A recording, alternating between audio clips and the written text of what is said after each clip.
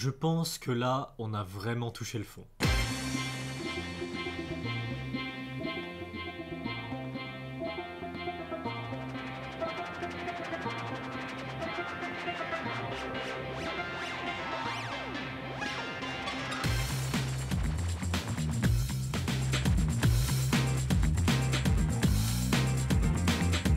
Bonjour à tous, c'est Grisou et aujourd'hui je vais vous parler de À toute allure.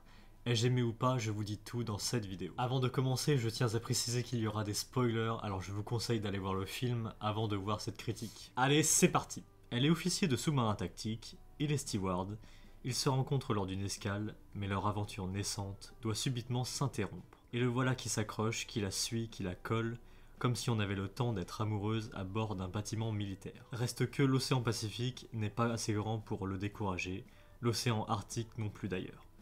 Le monde est si petit quand on s'aime d'un si grand amour. Bon, déjà, j'aimerais commencer par parler des acteurs qu'il y a dans ce film. Il y a donc Pio Marmaille, que j'ai principalement vu dans le film Les Trois Mousquetaires, qui est vraiment un grand film. Sinon, il y a aussi Le Premier Jour du Reste de ta vie, mais aucun souvenir de ce film, mais il est dedans. Ce qui nous lie, je l'ai pas trop aimé ce film. Et par contre, là où il a été très bon, c'est dans le film Encore et Tempête. Donc ouais, pas mal l'acteur, mais dans ce film, À toute allure, pourquoi il participait dedans, je comprends pas. Il y a aussi Eyi Haidara, je la connais plus pour le film Les Femmes du Square. Je pensais que c'était tout, mais en fait non. À ma grande surprise, j'avais oublié qu'elle jouait aussi dans le film Hawaii, et aussi dans le film La Chambre des Merveilles.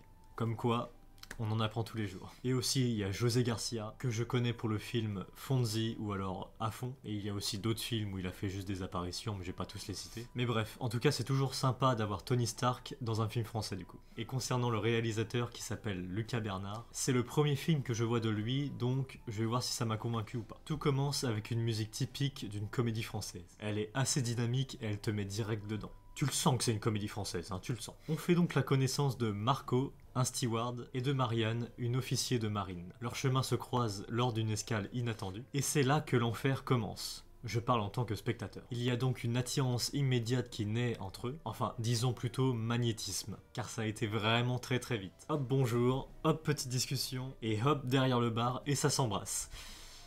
Ok, bon pour Marco ça a pas l'air vraiment de le gêner, mais malheureusement pour lui, elle doit repartir en vitesse. Et là hop, c'est là que le titre du film prend tout son sens. Marco découvre qu'elle a oublié son collier, et donc c'est parti, ça s'enchaîne, il doit donc la rattraper. Et là vient une course-poursuite de fou, de nuit, avec une violente pluie, il conduit à toute allure.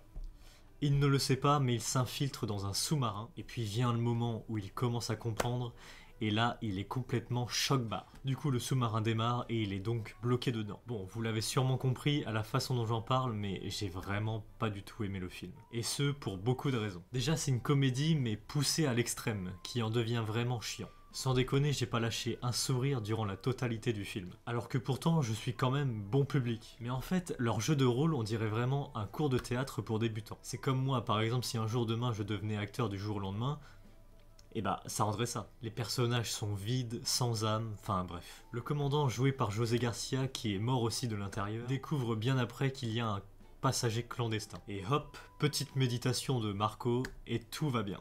C'est bon, ça passe. Bon, j'exagère un peu, mais c'est à peu près ça. C'est un enchaînement de sketchs pas drôles, et à un moment il y a eu une mini-partie comédie musicale, avec la musique J'ai attrapé un coup de soleil, un coup d'amour, un coup de je t'aime. Vraiment pas besoin. On a donc parlé de la comédie qui n'en est pas une, mais on a oublié aussi le fait qu'il y a de la romance, qui pareil est inexistante. Déjà qu'on a des persos sans âme et détestables, bah la romance entre Marco et Marianne, c'est un énorme ouragan. Et la fin, n'en parlons pas, c'est... Oh là là. Bref, j'aimerais conclure en disant, si vous avez envie de perdre 1h26 de votre vie, franchement, allez-y. J'ai vu beaucoup de critiques qui étaient très positives pour ce film. Je comprends pas vraiment, mais pourquoi pas. Il faut bien des avis comme la mienne. Voilà, j'ai terminé. N'hésitez pas à donner votre avis en commentaire. Êtes-vous d'accord ou pas avec moi? Votre avis m'intéresse. Et si vous avez aimé cette vidéo, n'hésitez pas à lâcher votre plus beau pouce en l'air et à vous abonner à cette chaîne pour plus de critiques. Sur ce, je vous dis à bientôt.